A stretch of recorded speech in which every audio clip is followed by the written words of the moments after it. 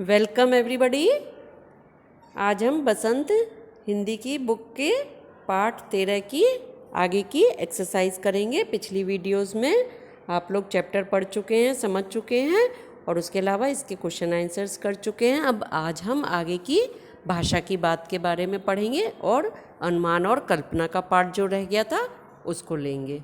Okay, एक दिन का क्या है, एक कविता है जो कि अयोध्या सिंह उपाध्याय यानी हरिऔध जी ने लिखी है। तो चलते हैं, आगे बढ़ें। अनुमान और कल्पना का पहला पार्ट आप कर चुके हैं। अब इस वीडियो में हम सेकंड पार्ट समझेंगे। सेकंड पार्ट में क्या दिया है, नीचे दी गई पंक्तियों को ध्यान से पढ़िए। ऐंठ बेचारी दबे पाँव भगी, तब समझने यूँ मुझे ताने दिए। ये आपकी कविता में लाइनें आई थी कि ऐंठ बेचारी दबे पाँव भगी तो समझने मुझे ताने दिए। समझने यानी कि व्यक्ति की बुद्धि ने। क्यों? क्योंकि जब वो ऐंठ में अपने मुंडेर पर खड़ा हुआ था तभी उसकी आँख में एक तिनका आकर गिरा और तिनका आकर गिरने से उसका जो ऐंठ थी, घमंड था, वो चूर चूर हो गया। वह तिलमिला उठा, बेचैन हो गया और लोग, जो आसपास के लोग थे, वो उसकी सहायता करने के लिए कपड़े की मूठ बनाकर उसकी आँख में डालने लगे, जिससे कि उसकी आँख में पड़ा हुआ तिनका निकाला जा सके। तो अब इसमें इन पंक्तियों में ऐंठ और समझ दो शब्दों का प्रयोग सजीव प्राणी की भांति हुआ है। यानी कि ऐंठ और समझ को किस तरीके से लिया गया है, जैसे कि कोई सजीव प्राणी हो यानी जीवित पर्सन हो, किसी पर्सन के रूप में लिया गया है ना कि ऐंठ बेचारी दबे पाँव भगी। अब क्या ऐंठ के पैर होते हैं जो वो भाग सकती है दबे पाँव, लेकिन उसको किस रूप में लिया गया, सजीव प्राणी के रूप में लिया गया। इसीलिए कहा गया है कि ऐंठ चुपचाप वहाँ से भाग निकली। जैसे होता है कि जब कभी कोई देखता है कि कोई और दूसरा बड़ा जना आ गया है तो चुपचाप कोई आदमी निकल कर भाग लेता है, इसी तरीके से यहाँ पर ऐंठ को कहा गया है। दूसरा, तब समझने यूँ मुझे ताने दिए। अब यहाँ पर समझ का प्रयोग भी किस तरीके से हो रहा है, एक प्राणी के रूप में हो रहा है कि समझने मुझे ताने दिए।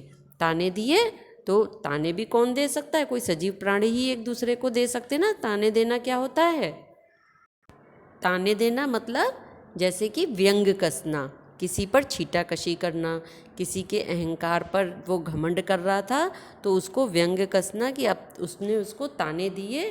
तो यहाँ पर समझ का भी प्रयोग किस रूप में हुआ है, सजीव प्राणी के रूप में। तो कल्पना कीजिए, यदि ऐंठ और समझ किसी नाटक में दो पात्र होते तो उनका अभिनय कैसा होता।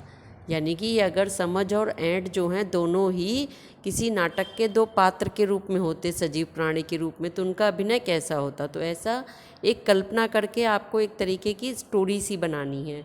जैसे कि मैं आपको दिखाती हूँ इसमें। जैसे कि ऐंठ और समझ में समझ कहने लगी कि ऐंठ समझ जो है वो बुद्धि, वो ऐंठ से कह रही है कि इतना ऐंठती क्यों है। तो ऐंठ क्या कह रही है, समझ यह तेरी समझ के बाहर की बात है। समझ क्या कहती है, ऐसी कौन सी बात है जो मुझे समझ में नहीं आती। तो देखिए ऐंठ क्या कहती है, समझ तेरी समझ में यह नहीं आता कि यदि मनुष्य सुंदर हो, धनवान हो, समाज में ऊंचा स्थान रखता हो तो उसे अपने ऊपर घमंड आ ही जाता है। यानी कि ऐंठ कहती है यदि कोई मनुष्य ऊंचा स्थान रखता हो, धनवान है, अधिक पैसे वाला है, खूबसूरत है या बहुत अधिक ज्ञानी है, कुछ भी है, तो मतलब उसे अपने ऊपर घमंड आ जाता है कि मैं तो बहुत बड़ा ऊंचा हूँ और सारे लोग तो मेरे आगे कुछ भी नहीं है। ये क्या होती है, ऐंठ होती है। तो उसे अपने ऊपर घमंड आ जाता है। तो समझ क्या कहती है, नहीं ऐंठ, कभी घमंड नहीं करना चाहिए क्योंकि यह सब तो क्षणभंगुर है, कभी भी नष्ट हो सकता है। अब समझ जो है, बुद्धि जो है, वो ऐंठ को समझा रही है कि हमें घमंड नहीं करना चाहिए क्योंकि यह सब तो क्षणभंगुर यानी कि थोड़ी सी देर के लिए होता है और कभी भी नष्ट हो सकता है।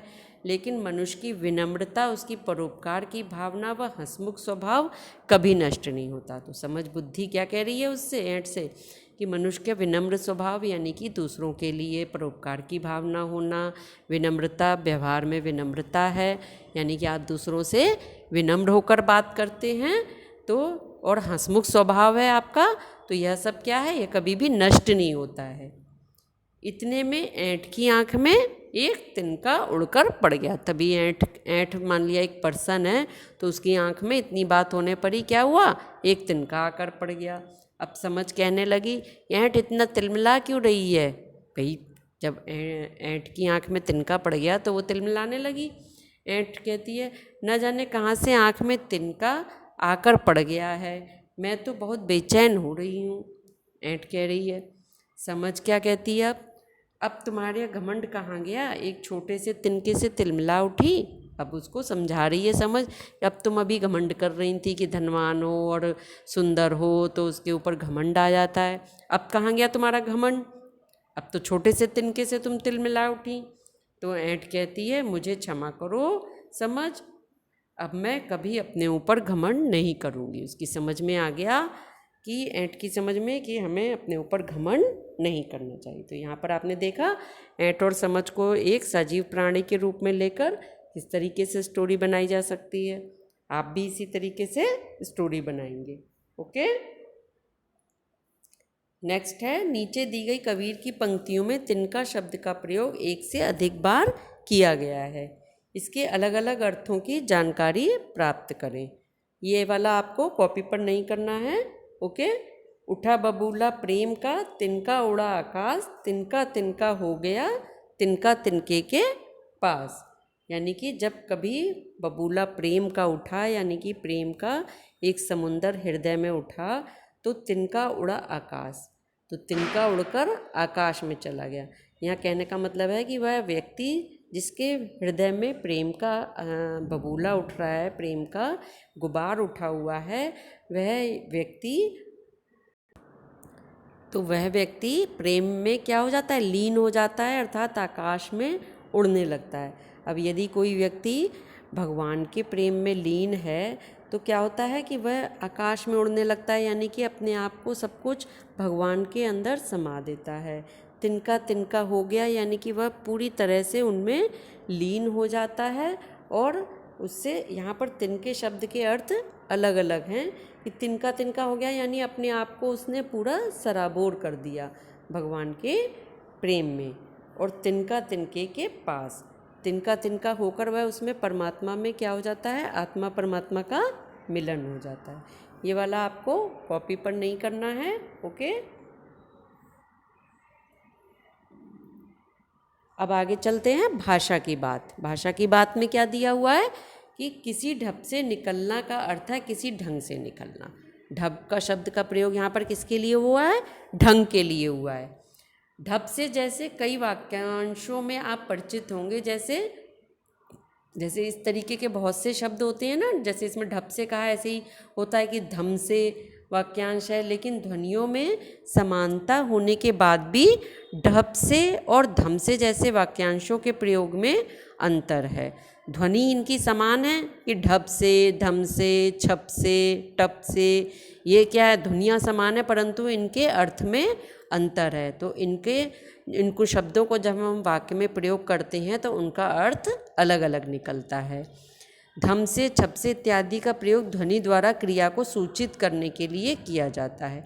नीचे कुछ ध्वनि द्वारा क्रिया को सूचित करने वाले वाक्यांश और कुछ अधूरे वाक्य दिए गए हैं। उचित वाक्यांश चुनकर वाक्यों को खाली स्थान में भरना है, यानी कि फिल इन दी ब्लैंक्स हैं ये। इस तरीके की ध्वनियाँ दी हुई हैं, धम से, छप से, थर से, फुर से, सन से, टप से।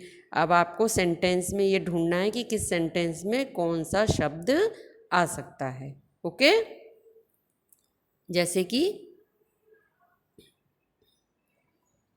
फिल इन दी ब्लैंक्स है कि मेंढक पानी में कूद गया। अब मेंढक पानी में कूद गया तो क्या कहा जाता है, मेंढक पानी में कैसे कूद गया। दूसरा है नल बंद होने के बाद पानी की एक बूंद चू गई। नल बंद होने के बाद भी क्या हुआ, पानी की एक बूंद चू गई यानी गिर गई। तो किस तरह से गिरी, इसका आपको लिखना है। शोर होते ही चिड़िया उड़ी। शोर होते ही चिड़िया किस तरीके से उड़ी, ठंडी हवा ब्लैंक गुजरी, मैं ठंड से कांप गया। अब इनके उत्तर देखते हैं। पहला, जैसे मेंढक पानी में छप से कूद गया। कहते हैं ना कहीं पानी में, तालाब में कोई कूदा तो कैसी आवाज़ होती है, छप से बोला जाता है कि छप से कूद गया। दूसरा, नल बंद होने के बाद पानी की एक बूंद कैसे गिरी? पानी की एक बूंद टप से छू गई। पानी को कहते हैं ना कि टप टप आ रहा है पानी, टप टप की आवाज़ हो रही है पानी की। हालांकि आवाज़ नहीं होती, पर उसको बोला जाता है ऐसा ही कि टप की आवाज़। और जब कोई पानी में कूदता है तो क्या कहते हैं? छप से कूद गया। शोर होते ही चिड़िया उड़ी। चिड़िया किस तरीके से उड़ जाती है? क्या कहा जाता है? फुर्र से उड़ गई, फुर्र से उड़ी। ठंडी हवा गुजरी, ठंडी हवा सन से गुजरी। कहते हैं ना सनसनाती हुई हवा चल रही है, तो हवा की आवाज़ के लिए क्या कहा जाता है? सनसनाना, सन। तो ठंडी हवा सन से गुजरी और मैं ठंड में कांप गया। कभी कभी जाड़े में जब आप कांपने लगते हैं तो क्या कहते हैं हम? कैसे कांप रहे हैं?